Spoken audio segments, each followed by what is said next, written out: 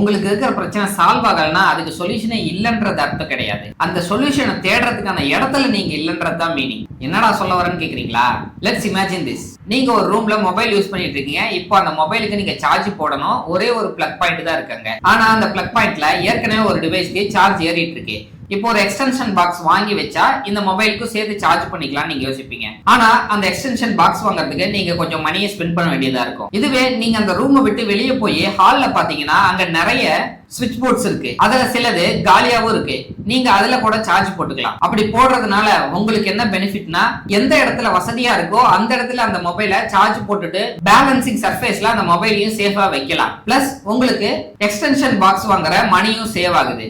இதே கான்செப்டை நீங்க லைஃப்லயும் அப்ளை பண்ணி பார்க்கலாம். இதுக்கு பேர் தான் கத்தீட்ரல் எஃபெக்ட்னு சொல்லுவாங்க. நீங்க ஒரு சின்ன ரூம்குள்ள இல்லனா நீங்க ஒரு சின்ன வட்டத்துக்குள்ள இருந்து நிறைய திறமைகள் இருக்கு, ஆனா எனக்கு எந்த ஒரு ஆப்பர்ச்சுனிட்டியுமே கிடைக்கல அப்படின்னு சொல்லி ஃபீல் பண்ணிட்டே இருக்கீங்க. உங்களுக்கு ஏதாவது ப்ராப்ளம் இருக்கு, அதை சால்வ் பண்றதுக்கு ஏதாவது ஒரு வழியை தேடிட்டே இருக்கீங்க அப்படின்னா உங்களுக்கு கிடைக்கல அப்படின்ன உடனே திரும்பவும் நீங்க அங்கேயே முடங்கி போயிருப்பீங்க.